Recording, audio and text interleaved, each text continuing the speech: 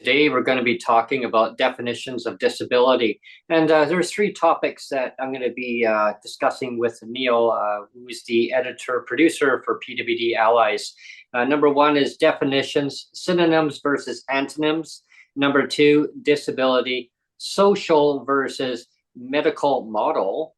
And number three will be persons first versus identity first language. Stay tuned as we'll be talking about that next. Do you have a disability? Follow along. Hello, everyone, and thanks for tuning into PWD Allies podcast. Please subscribe, share all the content. You should check it out on the your app where you find it best suited for you for our podcast version.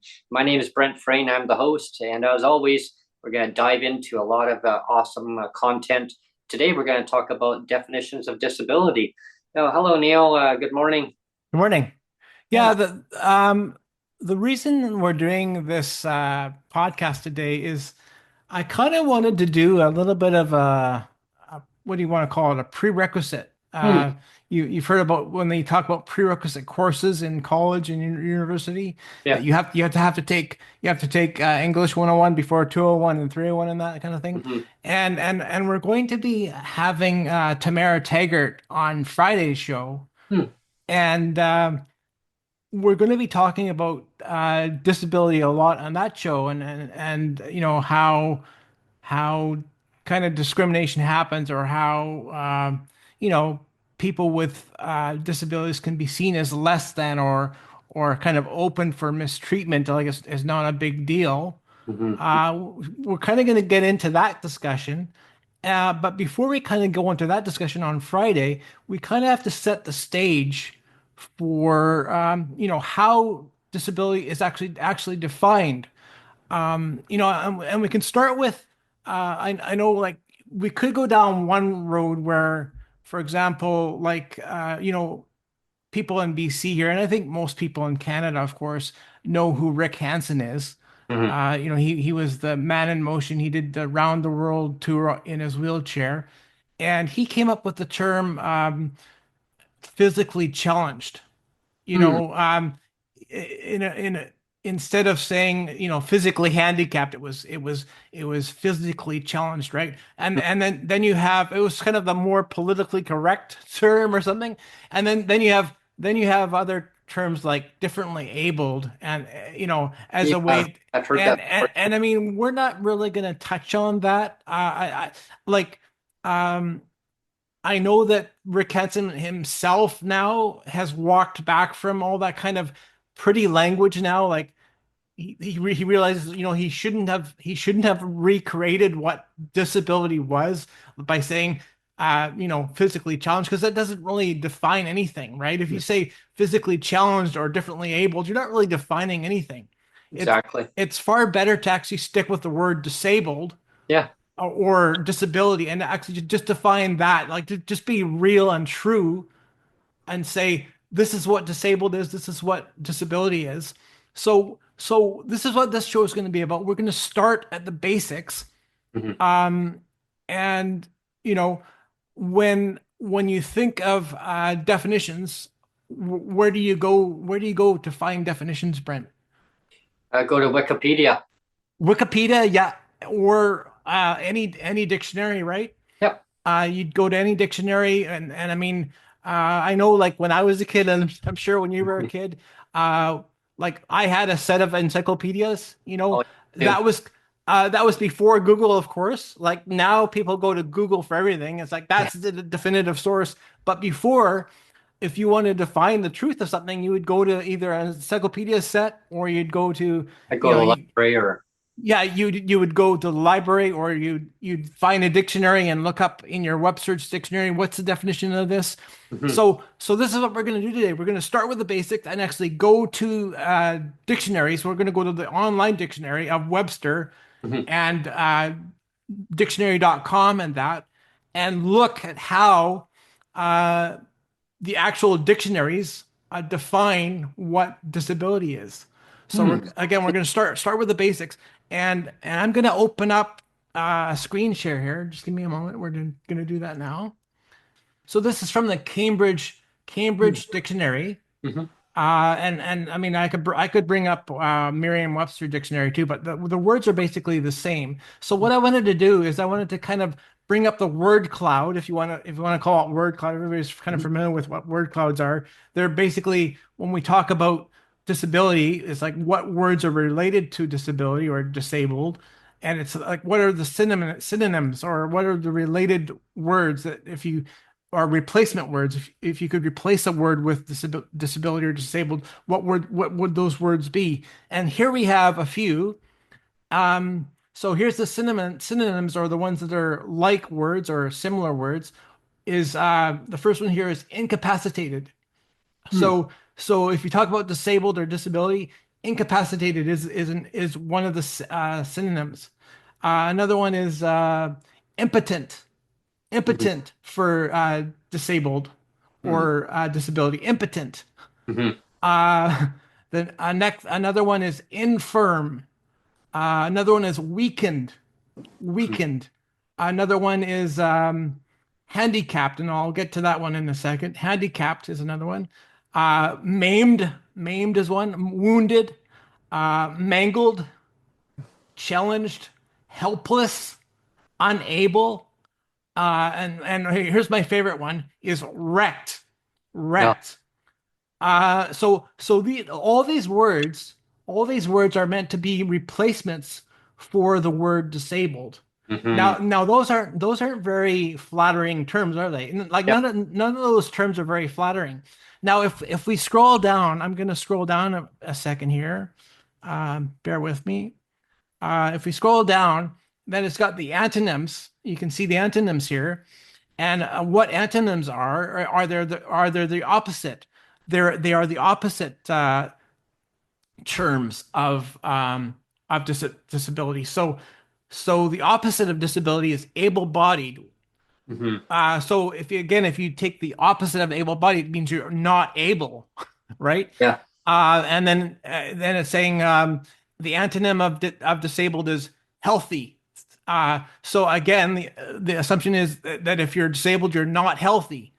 Mhm. The opposite of disabled is strong. So again, if you took the opposite of that means that means you're weak and you're not strong.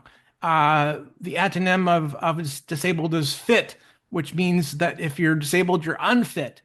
The opposite of disabled is robust, which means the opposite of that is means you're not robust, right? So it's Yep.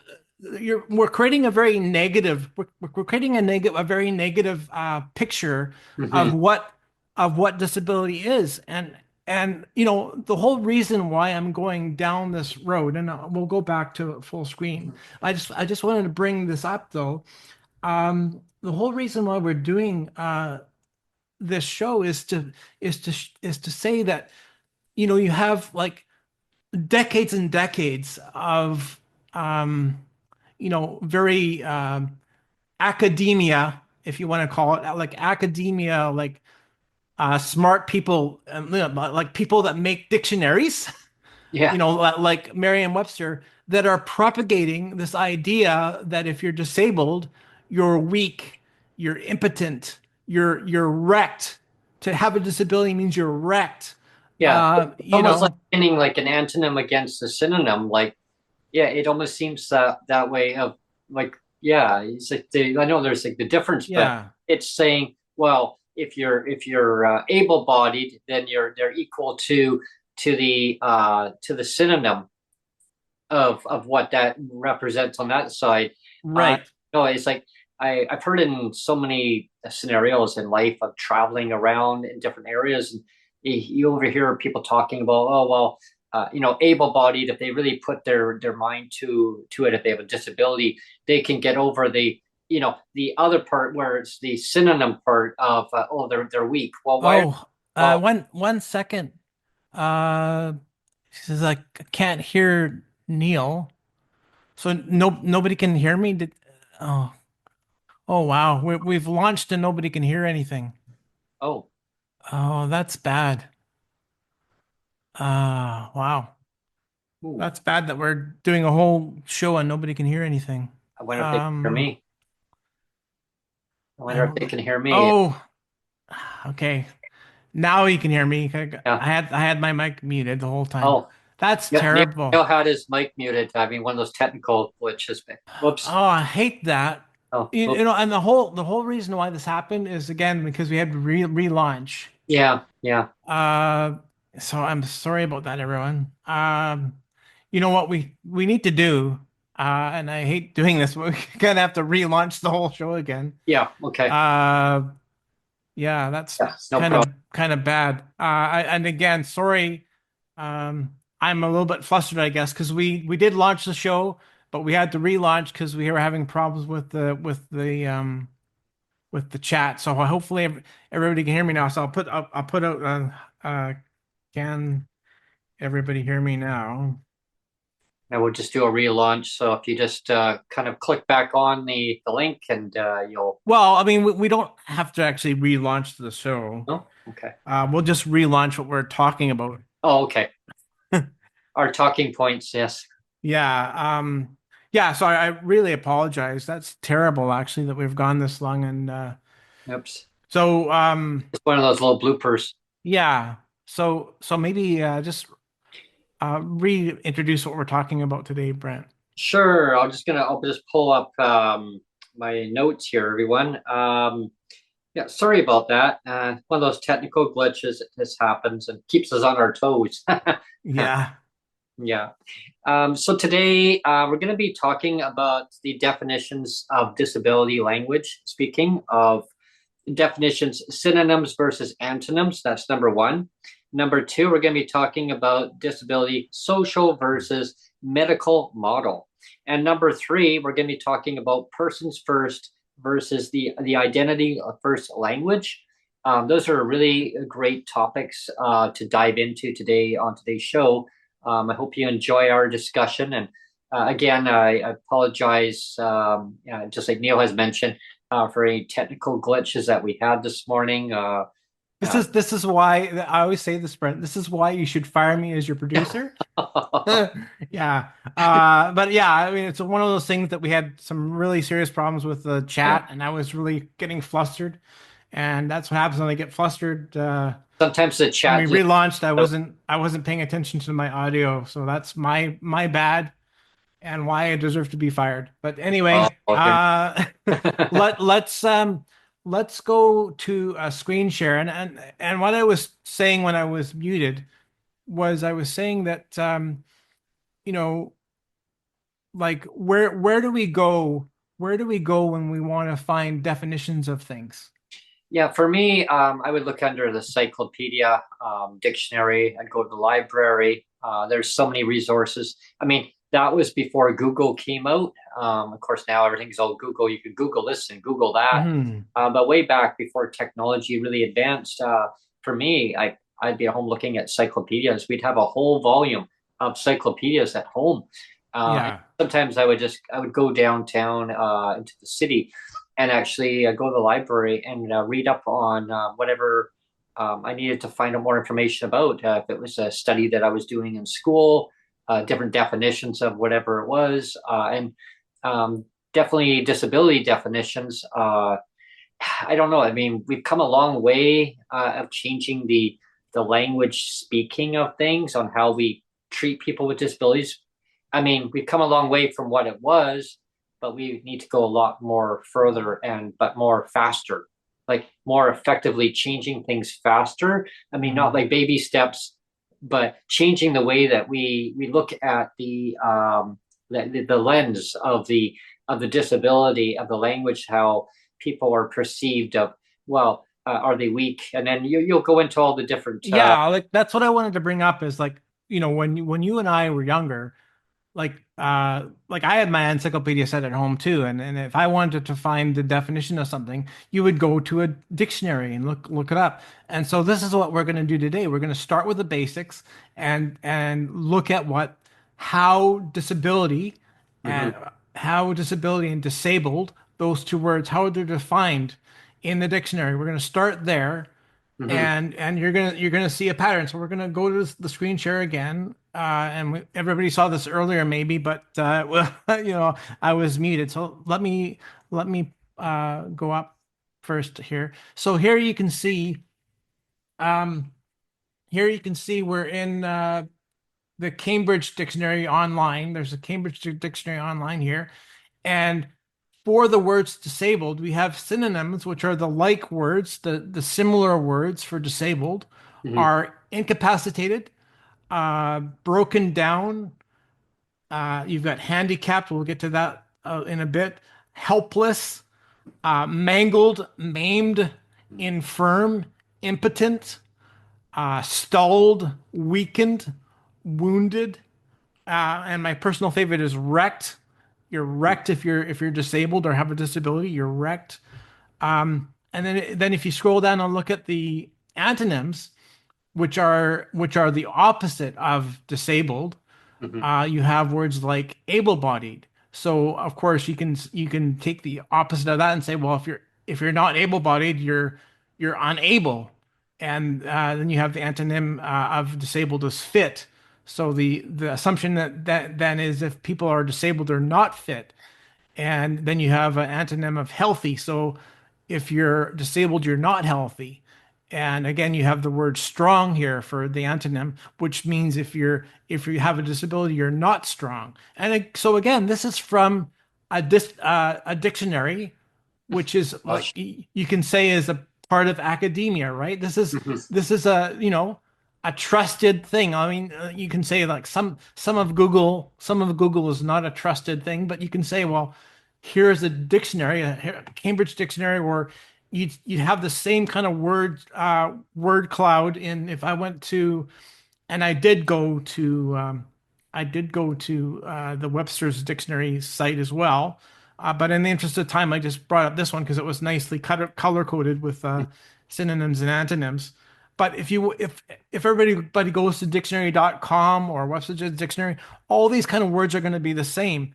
And I can actually bring up a whole other uh, list of words from other sites. Like some of the other words were limited, restricted, powerless, damaged, disordered or disorder, incapable, decrepit, uh, invalid or invalid, Yeah. detriment, and here's one, disqualification.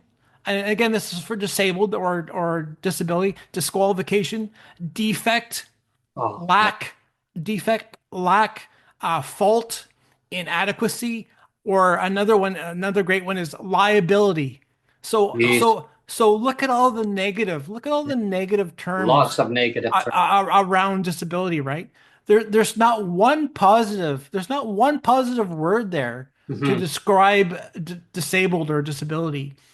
And when we started off the show where nobody could hear me, we talked about Rick Hansen here. I think everybody knows who Rick Hansen is. The man Uh, emotion, he did the Man in Motion, the round the world tour in his wheelchair, right to British and Columbia, BC Place, and yeah, Columbia. and that was in 1985. He started that, right? Yeah. And he finished in I think it was 86 or 87. I kind of forget if it was 86 or 87. Um, but his word that he came up with to replace disabled or disability was physically challenged. Hmm. And then you have other terms like differently abled Hmm. too, and you have a word like handicapped, and those are kind of replacement terms as well. But even Rick Henson himself realizes now that replacement terms don't really work. They don't really. I mean, it's far better to be truthful Hmm. of what a disability is and just say, I'm a disabled person or I'm a person with a disability. Hmm. And that's kind of more honest, right? If you kind of use pretty language or politically correct language, you're not being truthful, or you're kind of hiding the truth of the hardship of what a disability actually is, right? It's almost like putting a title on a person with disability. Oh, they're like one of the definitions was invalid, or they're a liability. And it's like, oh, okay, so I'll give you an example to our listeners, our viewers. Okay, so Brent, you have a disability. Oh, I'm a liability. Yeah, I'm Brent with a liability rather than I'm Brent with a disability. Oh, I'm Brent Yeah, with a invalid, incapacitated, or I mean, like how silly does that sound, right? yeah, I mean, I can't speak for everybody else, but for myself, like to me, when I was growing up as a child in elementary, I got picked on quite a few times, bullied, right? Yeah, I mean, and for a while, like it was, some people, some of my the classmates around would say, "Oh, well, there's four eyes. There's four eyes." Oh, mhm, I guess it must be great to be able to see a lot more now with four eyes, right? And I go, well, one of my teachers says, unfortunately, children are going to not understand Brent mhm. until they actually be who you are. And Yeah, I always stuck in my mind. They said, until they are who you are, you're you're you have a different disability. And it always stuck in that thinking, different disability. That was the talking point, different disability. You're yeah, differently disabled. And I go, no, I'm just me. And I remember saying, yeah, I'm yeah, just me. Like yeah. I don't put a show on to get brownie points. And again, so fast forward through life, right? It basically just person accepting the person for who they are, not given like a certain I guess a sticker, putting a sticker on you. Oh, okay, you're handicapped, or Yeah. We and have we have we have Melvin in chat and kind of he makes a couple of points. He says the biggest problem I'm having is regulations which stop the gatekeepers yes, from giving me my meds. And yeah. then he says I've been called a useless eater, which Oh, is yeah, terrible, it right? is terrible. But what I wanted to do is I wanted to transition. I again we wanted to kind of focus on academia today, Hmm. like really zone in on the on how the academics Hmm. view disability because we just looked at a dictionary, Hmm. the definitions from Webster and from Cambridge Dictionary, which is part of academia, and they're saying all these negative terms related to disability. So we wanted to kind of again keep that focus of like a more academic look at what disability is. And so I, let's I wonder though, Neil, in the dictionary, is there like a terminology in there about like magic, like soundbite words of like more to do when the fiscal situation allows, or yeah, those are all like negative. Those are like negative yeah, words, and again, so it kind of blends in what we're talking about today. Like there's negative words. It's like get the negative out of the way. Let's look at the positive, but let's just right. look at the person who they are, not Well, like, and this, again, this is why we're doing this show today, yeah, is because and again, I think we missed it because I was muted yeah, earlier. But we were talking about the reason why we're doing this show is because I wanted to set up a prerequisite show because we're yeah. going to be having Tamara Taggart on Friday, and Yay. we're going to be talking about kind of how disability discrimination happens with government policy. I mean, government will never say it's discriminatory. Oh, of course not. Government will never say that we're mistreating or we're treating people with disabilities differently. But the fact of the matter is, They are though. policies do that, Policies, yeah. and we'll get into that with Tamara on Friday. But Hmm. again, I wanted to kind of set the stage for Friday, and we have to kind of pull back and look at what is disability and why are these policies uh, that we have today, why did they exist? Well, we're kind of already answering that because if disability is founded is built upon a negative lens or Hmm. a negative stigma, like all those terms that we just read were Yeah. all negative. So if it's all negative already, Hmm. like all these policies from government or from employers, it's good to have the negative spin on it already Yeah, exactly. Because because they, because our own dictionaries tell us that okay, if you're negative policy. disabled, it's all like, you're impotent, you're an invalid, you're invalid, you Hmm. know. And I just wanted to switch over and we'll talk about the medical model versus the social model of disability, and say why those two things are important too. I think most people that are disabled have heard that term before, or those terms of the social model versus the medical model. Probably the medical model, I think a lot of people would be probably even more familiar with, because medical versus, like, they'll think social model, they'll think social safety net, or uh, and I look at the medical model because a medical model is when a person is medically assessed and designated as a person with disability by their practitioner. They have to go through a lot of different Hmm. testing to make sure that that they can get onto like a social safety net, where Hmm. onto a pension, and to make sure that they are, that's why they call it social safety net, because to make sure that they're well taken care of in today's society. But again, policies are embedded way back into like decades and decades and decades ago, where you're right, Neil. It was, I guess, socially okay for governments to look at the negative part and say, well, this is equals this, so let's make negative policies. So let's Yeah. let's change a pension into a non-pension. Yeah, Yeah, because the negative already exists. yeah, They're already saying if you're disabled, you're not worthy. You're yeah. not worthy of a pension. So we'll just take it away. If you're not worthy of something, if you're decrepit and if you're wrecked already, or if you're an invalid already, Mhm, why should you be deserving of a pension? Or why should you be deserving of any support at all? mhm. Because you're just this useless eater, as Melvin said. And so I to go back to the medical model versus social model, I just want to restate it. The medical model is when you say that, for example, like I have crutches. I used to have crutches. I can't use crutches anymore because of my injury. But so now I'm in a wheelchair. So the medical model would say that Neil can't use stairs. Neil can't use stairs because he's in a wheelchair. That's the medical model. Mhm.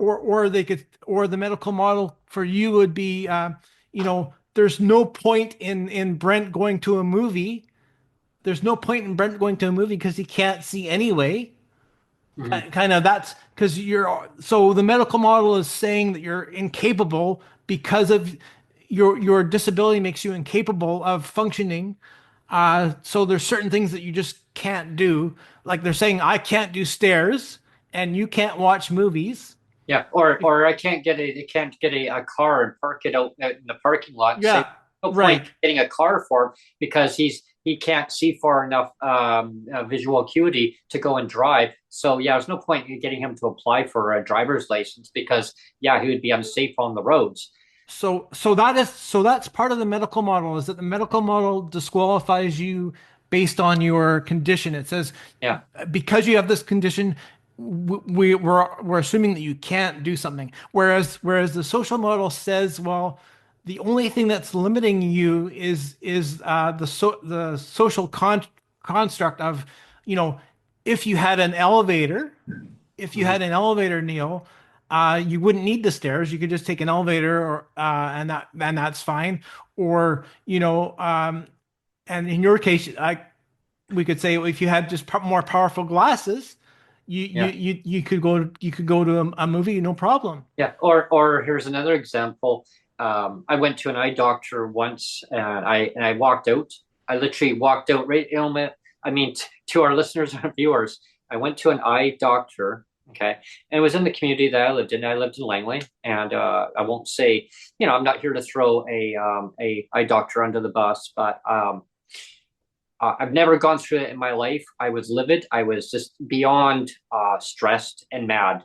I guess the anger upon me made me just get up out of the chair, literally out of a chair. If you've had your eye exam, I literally got the machine, pushed my hand sideways, moved the machine aside. I got up and walked out the door and never went back again. You know why? Because the doctor says, well, we can correct your disability, Brent. All you have to do is sign this form here and we can send you in for laser eye surgery. I go, they can't correct my vision. My vision is a disease from birth. Like it's non-curable. I said they got top doctors studying my condition right now, and they can't find a cure. That's like trying to find a cure for diabetes, trying to find a cure for cancer. So many other conditions that people have in their lives. Wouldn't that be nice? I mean, I don't know what I would ever do if there was a cure because I wouldn't change the way I am right now. Like I just know me for who I am, but that's what I went through. And so when I had a doctor saying, "Oh, well, you can overcome your disability," I got mad and just I walked out.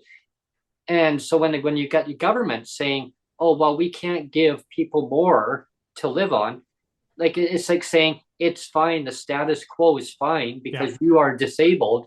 Yeah. I mean, look at seniors though, everybody. The same thing. Seniors on fixed incomes. I mean, they're treated with disrespect too. Mhm. Total disrespect. I mean, veterans. I mean, and they have disabilities too, just because they're a senior. Yeah. And but people before being a senior, I mean, we need to take care of our citizens. We need to recognize people for who they are, not of saying, well, they're incapable, or get a justification like the CDB, just for instance. I'm not going to get into all that on today's show, but barriers have been all put in place to access a fund that was issued 5 years Mhm. ago by the federal liberal government. And I'm not going to do the blame game saying, well, maybe it should have been passed in a certain way. I think that all hands should have been on deck and forcing it to be done the proper way when it was told to be done the right Yeah. way. And then all of a sudden, it just all these barriers got put in place. Oh, you need to have a DTC. Oh, Yeah. federally, you Yeah. need to be prove that your disability is still there federally. And why do I know that? I just on the phone the other day and I talked to the CRA, Revenue Canada, and I had a little discussion with Revenue Canada on the phone. And you know what came out of that? Now everyone's going to be interesting to hear this one. I was told by Revenue Canada, you have a disability in your province. It should be recognized across the board federally automatically because your disability does not go away. We don't have that on file for you, Brent. We don't have a DTC on file for you. I go, no. I go, why? I go, why? Because my practitioner says I'm already disabled. I don't need to be proved to have another disability federally. They said, you are who you are. It should be recognized across the board. That's why my family physician, he's now long retired, but he Mhm. refused, literally refused to fill it out. And I think a lot of people across Canada who are disabled right now in the same situation as I am on provincial disability assistance are in the same boat. And it's costly. It's for monetary cost, and also for the doctors to fill out all that lengthy paperwork. Yeah. I mean, if you can get it, great. I'm not saying don't apply, people. There's a narrative out there telling people to apply for it. I mean, up to $200 if you can even get it, right? Yeah. It should be, and initially it was actually mentioned at no less than poverty level. Like that's how it was supposed to be when it first came out. Yeah. Everybody was assuming it was going to be around 600 bucks. Yeah, it was supposed to be at least a top up to your Yeah. provincial disability. So I Yeah. guess what my basically my point is that having to prove that you still have more of a disability. Are you more disabled than you already are? Like you already have a Yeah. disability. Do you want to have to prove that you are more disabled? And that's what was explained by my family doctor at the time. Hmm. Brent, you never have to prove who you are. You are disabled. You have a disability. You know what your disabilities are, Yeah. right? I mean, you know better than I do. I mean, I know you, he says, as a doctor, since you were a little infant, right? And it's you can't change on who you are. People and government have to accept the person for who they are and have the powerful words, Yeah. So yeah, Well, so we'll get back to well, this is where I want. I mean, you're talking about the medical model yeah. mostly there, Brent, and this Mhm. is where I wanted to also dive into. You have person first language Yeah, versus versus identity first language, and it's important to see how that the person first language and identity first language ties into the medical model Yes. versus the social, because they're all it's all connected, right? Oh yeah. And that's why we're devoting a whole show to this because everything's connected. It's like a So puzzle, everyone. It's all. so now if we talk about person first language, and person first language is when you say person with a disability. So our podcast is called PWD Allies. So we're following the person first. We're following the person first language Yeah. of person with a disability. Um, if you wanted to do identity first, it would be disabled person. So Yeah. you're putting the disability first. You're saying it's important to recognize the disability first and say, like I'm a disabled person, you're a disabled person, Brent. So we're putting onus or we're putting emphasis on the actual disability first and Mhm. saying that's the important bit, Mhm. right? And I think that's important because um, when you like there's positives and negatives to both of like there's positive and negatives to the medical model versus social model. There's positive and negatives to the person first versus identity first, and I can get into that. Mhm. You know, if you focus only on person first language, you're like I kind of alluded to, you're Yeah. minimizing how important or impactful the disability is. Like you're almost saying, you know, you're you're attaching the disability to the person and Mhm. saying, well, it's your identity, it's kind of your fault, it's nobody else's fault, you own it. Mhm. You're the person with the disability, so you own it. That's your identity. But then if you take it the other way and say I'm a disabled person, if you take that tact, then you're almost saying like I'm a disabled person, disabled by what or by whom? Yeah. Yeah. You see what I The mean? other way around. Yeah. Like you're putting the emphasis on the disability. You're saying I'm disabled by what or by whom? Mhm. You see, so there's positive and negatives to both to Yeah. saying both. Like I know in like I said in academia and in government or you know in professional circles, we can say in professional circles, the traditional method is to always use person first language. Yeah. Uh, Because if you look at like PWD, right? Persons with disabilities or disabilities with person. You know what I yeah, mean? So it's like the yeah, it other. doesn't really make No, sense, no, right? it doesn't. Yeah, so I mean, you can understand why the person first language was adopted because Mhm. it's meant to kind of respect the person, respect the autonomy, but in a sense, it in some ways it does the opposite Yeah. because The situation. like Yeah. some people have said that if you if you don't say, for example, if you don't say disabled person, Hmm. if you don't say it the other way and say disabled person, you're not acknowledging the community of Hmm. disability because you're just kind of attaching it to your individualism and Hmm. you're not acknowledging the whole community of disability.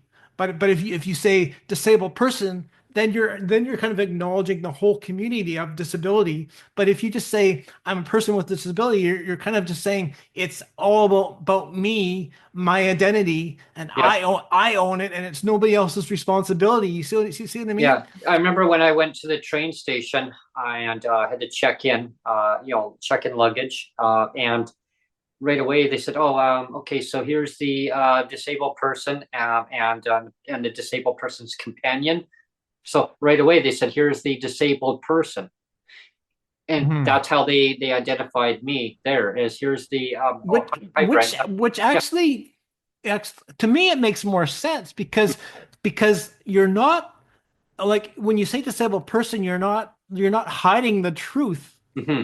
Like you're saying you're putting the emphasis on the disability, which makes sense, right? You Hmm. should be putting the emphasis on the disability, saying like, because having a disability kind of sucks, you know. It's a it's a significant thing. It's not an insignificant thing, right? So Well, I it, mean, you notice how the industry, in general, they'll say the most vulnerable.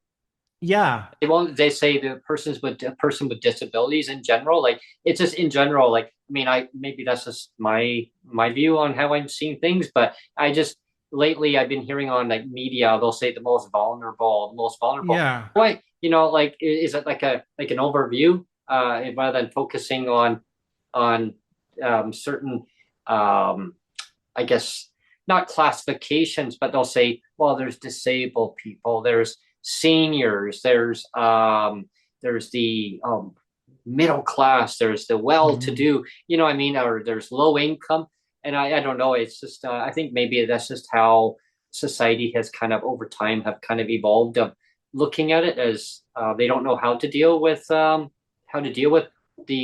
most vulnerable in Yeah, society. I don't know, like. and I've mentioned this before too, and it is all related. I mean, Well, I mean, how government deals with it, that is. people can disagree with what I'm about to say, and that's fine. But I'll make the point that I mean I've said it before. I don't like DEI. I don't like diversity, equity, and inclusion. I Mhm, mean, on paper, I love the idea. Like, who doesn't like the idea of diversity? Who doesn't like the idea of equity? Who doesn't like the idea of inclusion? Of course, we all like that idea, right? mhm, But when you have DEI, where DEI that doesn't actually mean what it says or what it imports to mean, when it's kind of this whole big lie. I mhm, mean, if it actually meant what it said, mhm, if it actually meant what it said, I support it. But the problem with that is it doesn't actually mean what it says. The problem that I have with DEI is that it actually creates more discrimination. I've said that before. I mean, you're making smaller and smaller boxes for people. mhm. You're like, for example, I said before with my clawback, Right. where the government can say, well, if you only had stayed just disabled, if you only had stayed just disabled, we would support you up to the maximum dollar amount of disability support if you only had stayed just disabled. But because Mhm, you've checked another box of diversity, equity, and inclusion, mhm. of being a widower now, because you've checked the other box of that, smaller and smaller boxes of everybody, right? The smaller the box, the Yeah, more we're going to come down on you with a hammer, yeah. right? That's how DEI is set now. So because in my case, because I'm a widower, they're gonna claw back. They're gonna actually punish me because I fit a smaller and smaller box. And Mhm. and to me, that's what I see. I see more examples of DEI functioning that way. Unfortunately, that's the examples I see more and more daily. Yeah, because there's part of the DEI where there's the inclusion part where it just infuriates me. I'll just use one example.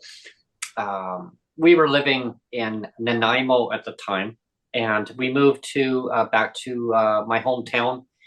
Yeah, long story short, but we wanted to have more inclusive transit. So we wanted to move from Nanaimo to back to Langley because it was better transit, more rapid transit, be able to get to communities, not feel isolated. But unfortunately, the rent was higher. The rent was higher than what we were paying. And we said, well, we're willing to pay higher rent just to have the convenience of being able to get around, right? And I got lectured. I got lectured by the government, by a ministry, one of the workers at the time, who had said, well, you're going to put yourself into harm's way. You're going to put yourself into a financial situation where it doesn't have to be that way. If you were just to stay put where you are and not move, then you're not going to create a harm for yourself and for Sonia. And I said, Mhm. well, isn't that my decision, autonomy wise? Like I said, isn't that this should be my decision of what I want to do for myself because I want to feel more inclusive in the community that I want to be in. And again, if you don't do it, then you'll be fine. Or move to a cheaper place. I said, well, it's rat infested. It's got bed bugs. It's got cockroaches. It's got a whole bunch of things. Yeah, but it's cheaper. Free You know, pets, free pets, yeah, Brent. but I mean, it's more that mindset of the way that they're thinking. It's like saying, well, this is what they want, what's best for the person, rather than Mhm. leaving up to the client to decide what they feel is best. One, Yeah. for example, is BC housing. Well, you choose to be in market housing. You Hmm. could have cheaper housing if you went this way, but you Hmm. choose to have it this way in market housing. Again, is that inclusion part of Yeah. the DEI, right? And again, it comes back to like it's not discrimination, Neil. It's only unfair. Yeah. I think it's a very fine line, right? Mhm. Because again, if you take the housing example, which you just said, Yeah. I mean the fact that the provincial government has housing where they're only catering to to 12 to 15% of the Yeah. disabled population. Which is eh, eh, peanuts.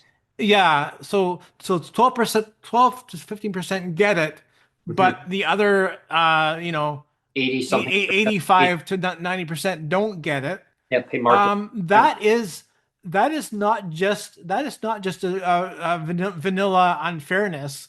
Hmm. That is going a step beyond and saying we're being very targeted. We're being very like again. So to take my example Targeted again, sports. Yeah. yeah, to take my example again of Club. the clawback, the pension clawback. Hmm. I mean, Despicable, by the way. again the way they use DEI is, well, they're saying, well, the fact that your pension, your survivor's pension, proves that you need more support. The fact that proves that you need more support, we're gonna claw that back because you've now proven that you need more support. So we're actually gonna claw that off you now. You see Yeah. how backwards that is? Yeah. So Yeah. So that's what stupid. I mean about backwards DEI. Yeah. The DEI does the opposite. It's the opposite DEI now. It's like how far can we discriminate? How far can we discriminate and target and be biased and prejudiced? Like, it's all about piling on the prejudice and piling on the discrimination and like getting people in smaller and smaller boxes to further and further discriminate. Yep. That's the truth of it, right? That's the truth of it. Oh, absolutely. And again, this all stems, everyone. It stems from policies, bad policies and decisions that were made decades and decades ago. I mean, it's like the buying power right now. I don't know who I've seen so many posts everywhere of people struggling across Canada right now. Things are going to get even worse, right? If these stupid tariffs come in, there's no need for tariffs at all. Like, there's no need for tariffs either Canada or US or either side. There's no need for tariffs, right? People are already struggling economically, and so that's just going to add more problems into society and affect people's lives. And of course, government's going to use that as a reason. Oh, wow, economic downturn. Yeah, yeah. But I always say be proactive. Like, before it happens that way, you're supposed to take care of your citizens, prepare Mhm. for any economic downturn, not wait till there's a huge problem, and then they go, oh, yeah, well, how do we fix this problem, right? Um, again, decision making, policy decision making, baby steps. There's more to do. Like I said at the beginning of the show, more to do. I'm not sure if that part was cut out and that guy's muted. But Yeah. when I mentioned at the beginning, in case anyone missed it, it's all these soundbite words. More to do, baby steps. We'll kick the can down the road. Well, when the fiscal situation allows. That Yeah. was one of my part that really just irritated me so much when the government talk. It's like government. I call it government speak. Their Mhm. terminology. Um, Live within your means. Yeah, and like really, like people are living in within their means. When you're a low income, you tend to really know how to live within your means. Someone told me once upon a time, Neil, we actually had that person on as a guest before, so I know that person will probably be watching and going, "Hey, he's talking about me." Yeah, well, it's like if you give a person $100, right? Mhm. They're really going to know how to utilize that $100. Now, that Mhm. person said if that person gave me the $100, I would just put it in the bank. I wouldn't even see it. Like, it doesn't mean anything to me. Mhm. And so when you raise the rates, people are now able to, meaning the government, you raise the rates up to of a livable income, so people can pay their market rent, they buy their basic necessities in life, toiletries, etc., tenant insurance, hydro. I mean, you name it. Just your general cost of living. When you raise the rates, people are more inclusive about putting it back into society, back into the community that they live in. Lately, the government's been talking about buy local across the country. Well, how do you encourage people on low income to buy local when a lot of these local stores are charging more? Yes, you can find some bargains. I have a store that's close, very close to where I live, and yes, there are some good bargains. I must admit, but when you don't have the money to buy them, you can't buy them. Sure, it's a great deal, but if you don't have the money, Yeah, government's neglected to deal with it, then well, how do you well, buy local? let's go quickly back to the screen share from earlier. Yeah, Again, I'm bringing up those words again, yeah. and I call it and word salad. Word salad. and if you agree with the synonyms of or the like terms of disabled as being incapacitated, Mhm, challenged, mangled, maimed, infirm, impotent, mhm, weakened, wounded, wrecked, unable, if you buy into those terms, and mhm. again, this is academia, this is decades and decades of academia. If Yeah. you buy into those terms, of course you can't really blame the government. I mean, if they're gonna buy into that, Mhm, the terms of decades and decades and decades of let's buy into the idea of, like, if you're disabled, you're wrecked, you're wounded, you're unable, you're mhm, mangled, you're maimed, you're impotent, all those negative things. If you buy into that, of course you're not going to invest in a person that's disabled. You're going to say, well, that disabled person isn't worth the investment, mhm. They're going to look at all these terminology, and they're going right? to say, yeah, but this is what it says. And we're right now, what we're doing is we're teaching the government that all that stuff, it's file it under G, like file it under G. Yeah, Let's yeah. listen to lived experience, listen to the person. And this is what a lot of the advocacy groups across Canada, I mean, nurses, doctors, I mean, they've all been saying the same thing. It's not just advocacy groups, government, or policymakers, whoever is telling the government to write these policies or keep them in place. You've got doctors, you've got practitioners across the country. You've got, I mean, I'm not even basically to try to figure out everybody that's involved in these decisions that are telling the government, okay, like fix the problem. We're all going to be ganging up, right? I mean, we're going to give every government opportunity across Canada to fix these things, because what I see is a crystal ball going forward. I can see a whole movement of disabled people with Mhm. their allies, okay, with their allies, PWD and allies Mhm. across Canada, a huge movement going forward. If things aren't changed, who knows when that's going to happen? But I hear rumblings. I do hear a lot of rumblings, um, and it's not good. It's not good rumblings because people are suffering. I mean, now people that weren't disabled in their lives, they become disabled, and now they're in the shoes of a person with disabilities. They're in the same fate of um, looking down within their own eyes, of looking outwards and saying, I didn't know that people with disabilities on income assistance in each province are treated this way. Um, I know I had a person had helped me in the past is now disabled. I didn't know that, and I really I want to thank the person, just verbally here, saying I want to thank you for your generosity over time. I can't really get into the detail of the person's why things happen, but it's very tragic. But I want to say thank you. And again, that proves the point that people can become disabled in their life at any point of Yeah. time. And It's only a matter of time, it, really. I mean, within minutes, eventually it's going to catch up to you. I mean, you could get into a car accident. You could just go down Yeah. the road, and I've seen some near-ended, like some situations that could have been very fatal for pedestrians, also innocent pedestrians walking along. Somebody Mhm. just not paying attention. I actually witnessed an accident a couple blocks down from where I live one time. We had Sonia and myself, we were going to the grocery store and we were crossing the road and we got across. And then I looked and I said, oh, this person was going way too fast. And Sonia goes, oh my gosh. And you know how if you've ever witnessed an accident, it's like slow motion. We saw it Mhm. literally happen. It was like bang. And these people all looked at me because I said, I think there's going to be an accident. I called it out, and Yeah. everyone looked at me all of a sudden like, how did you know that? I didn't know that, but I Yeah. just saw the action of people's erratic behavior, and I've seen that over time more and more, Neil. People are becoming very more impatient, upset, and understandably, right? I mean, there's a lot of uncertainty that's going on around them. They're economically, maybe physical strain on their jobs that they're doing. They're just running amok. They're Mhm. trying to get from point A to point B in a hurry because there's not enough time in the day, or they lose their jobs.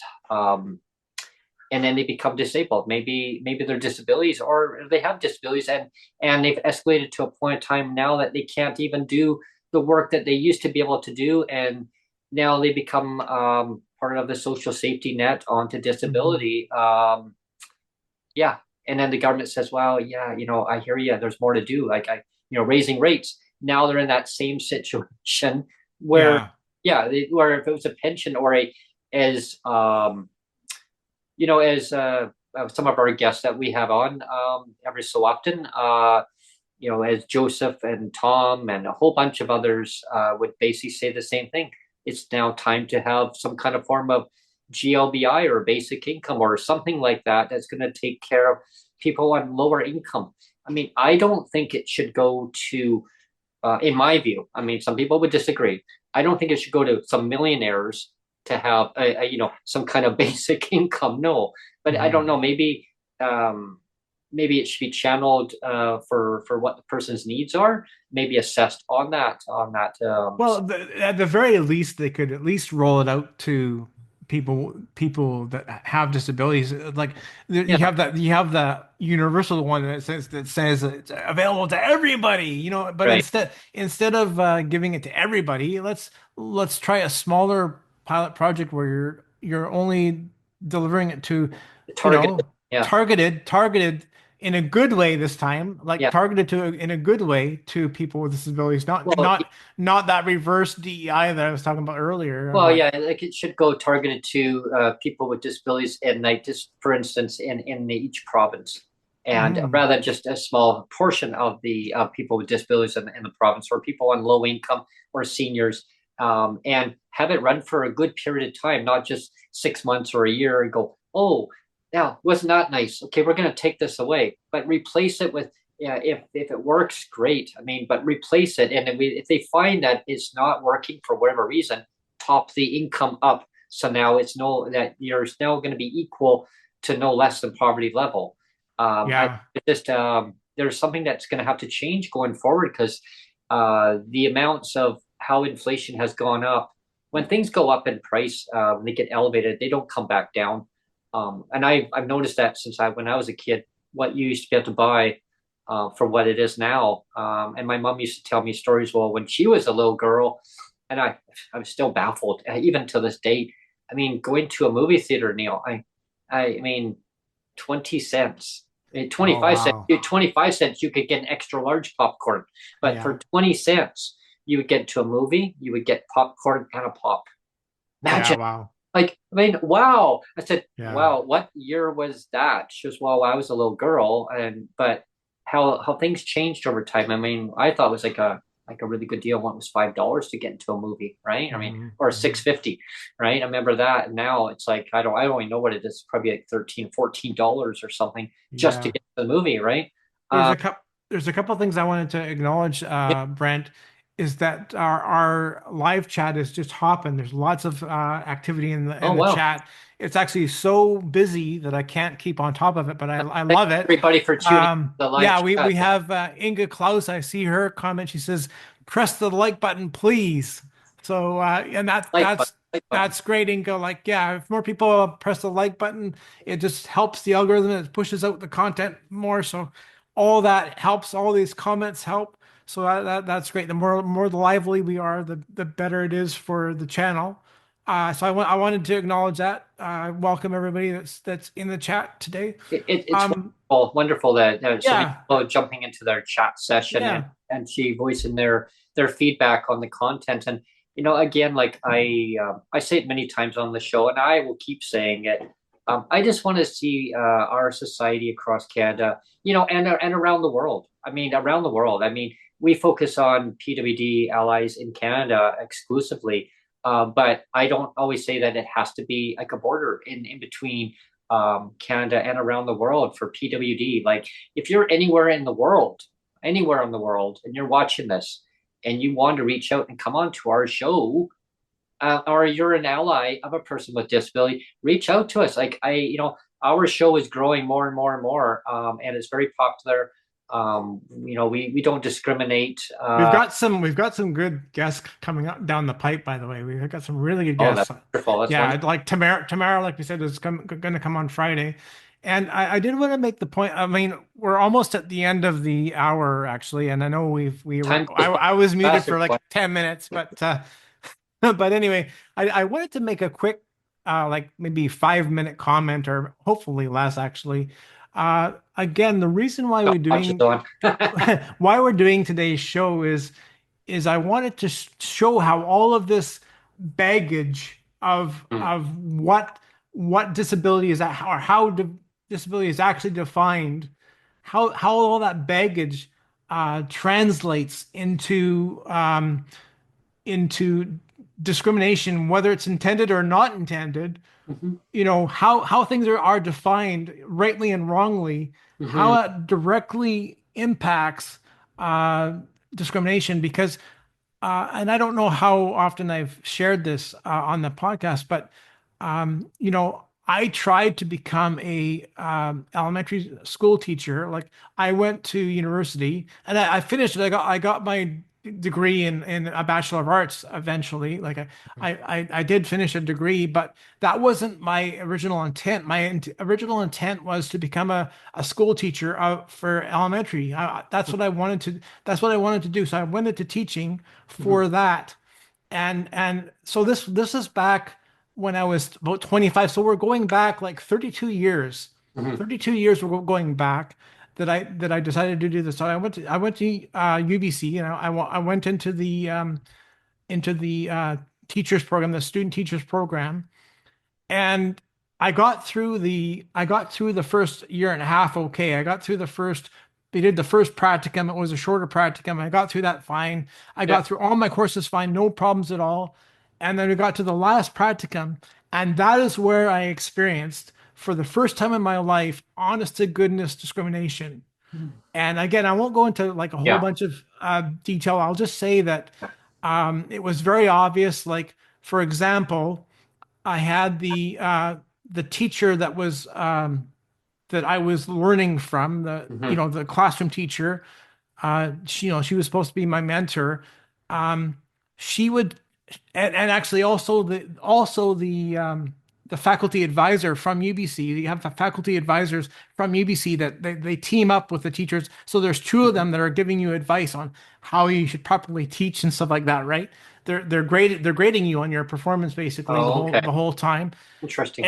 And so they would say things like you should really have better posture in front of the class, Neil. Your bent legs are the kids are getting what's the word, they're getting uncomfortable. They're getting uncomfortable with your bent legs, Neil. I've and heard. and and like they would just say that to me like right up front. Like they didn't even try to say it like to hide it.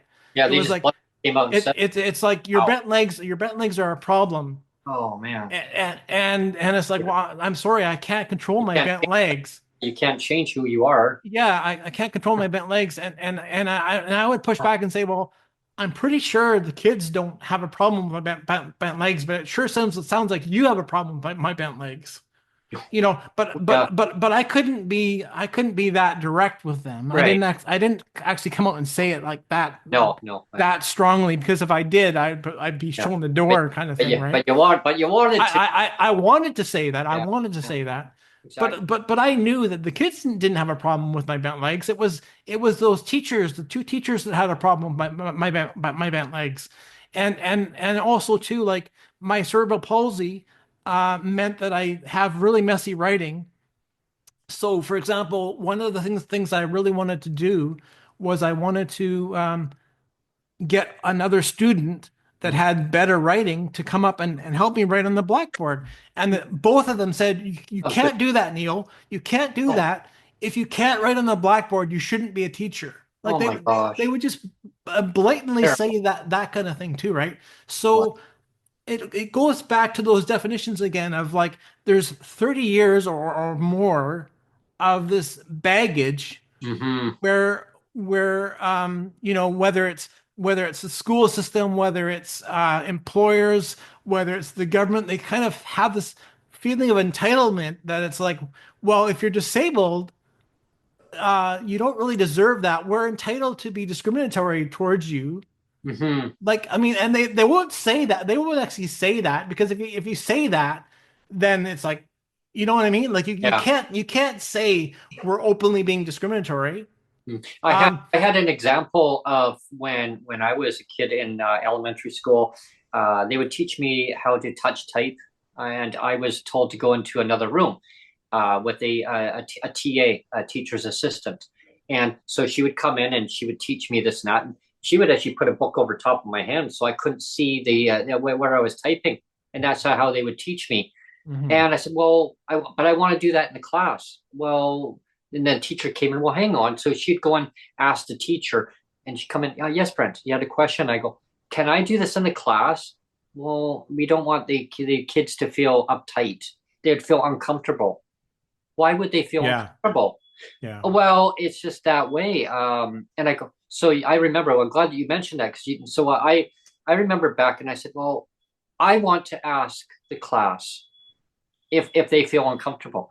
No, no, Mhm. Brent, it's just that way. No, no, please don't. So the TA said, Brent, I mean, the teacher's right. Maybe we'll just leave that alone. No, I think I should ask the class. And so the teacher and the TA they were really agitated with me. Like, in other words, Brent, stop it. I literally Yeah. got out of my chair and we were like in another little room. It was kind of cool in there anyway. So I went in, it was so nice and warm. I said, Mhm. hi. Hi, Mhm. Brad. Hi, welcome back. I go, do you all feel uncomfortable if I come in here and learn how to touch type while you both are all reading off the overhead projector? And no, why are you in the other room? And then oh, that looks could kill. The looks Mhm. could, oh man, they glared at me. Yeah, And like, in other words, how dare you do that? yeah. And so I end up being back in the class. You're not allowing us to discriminate against you, Brent. How Yeah, dare you? yeah. So I went, Let us discriminate against you, yeah, so they please. actually brought me back into Yeah. class, and actually I sat in the back. I said, but I want to sit with the rest of them.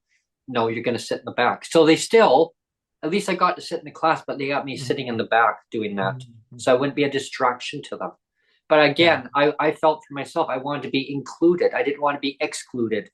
Mhm. That was more, I mean, way back before I learned about advocacy and why things are happening the way they are. And I mean, history needs to be corrected, right? I mean, it Yeah. needs to be changed going forward. And I mean, people power, like people power. When I say disability, people with disabilities, like that, our lived experience, our power of who we are, and letting like the policymakers, government know that maybe what was written decades and decades ago, centuries ago, it's not okay now. Like, we need to change things going forward. We Mhm. can make a better society for everyone. And I always believe that to treat people with respect and dignity, and your integrity of who you are should shine. It should shine. Be who you are. Let it shine through. Let it blossom. Mhm. And the best way you can. But we need government to actually realize that work with the situation and change these policies, these decision making situations. Is it not just for people with disabilities? Is it healthcare? Is it transportation? You name it. I mean, there's so many barriers that are in place of why things are happening the way they are. when I hear on the news about hospitals being closed, Neil, Yeah. it's really disheartening because people who are disabled or seniors living in a rural area and their hospital is closed down and they have a medical emergency. Oh, I'm sorry, our ER is closed. You got to travel for minimum an hour to Yeah. another community. What if there's no transit? What if there's Yeah. transportation to get you from point A to point B? To Yeah. rely on a neighbor to basically take you there. That'll be into another segment that we'll do on a show. I want to dive into about the um, basically the transportation part of the healthcare closures and the hospitals of Mhm. accessibility. I think that would be a good show. I think Yeah, it'd be a great yeah, show. yeah, And again, the reason why we did today's show is that I wanted to do it as a kind of an appetizer for when Tamara Tamara. Taggart comes on Friday. Yeah. This whole thing of like, let's define what disability is, Hmm. or maybe shouldn't be. Yeah.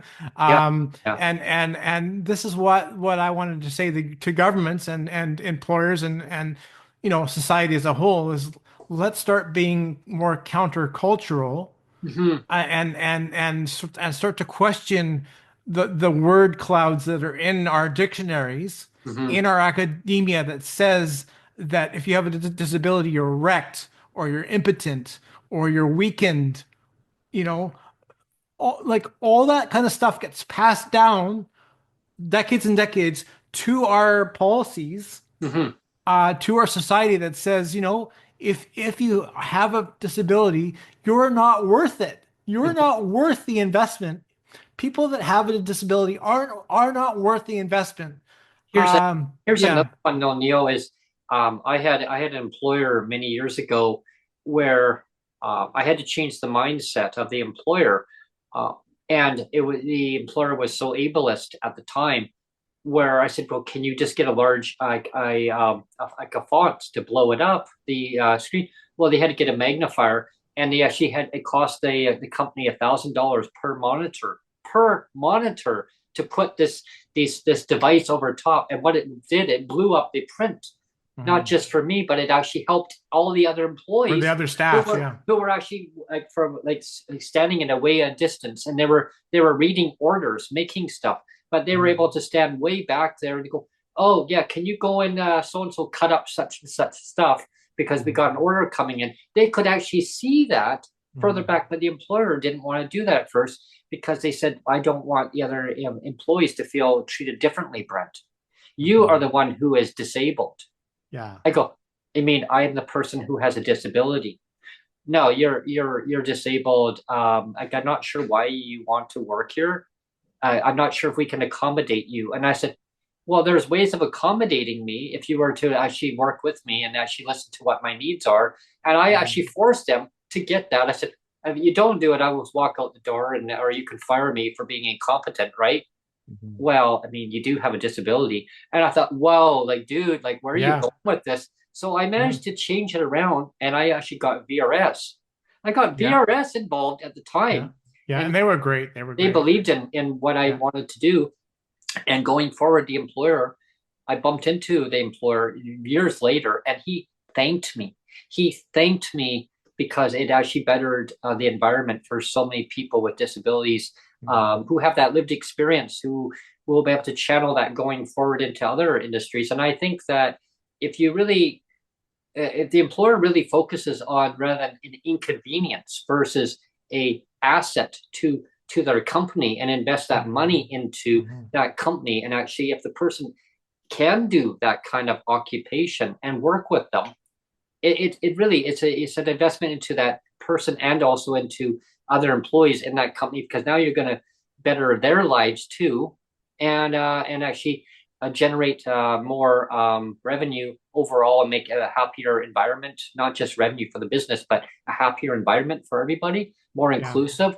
And Yeah. I think government the same thing. Like if you really believe in actually putting the money into bettering people's lives, it's the same thing, just in a different talking point here. But you better people's lives. I mean, make transit more inclusive, more accessible.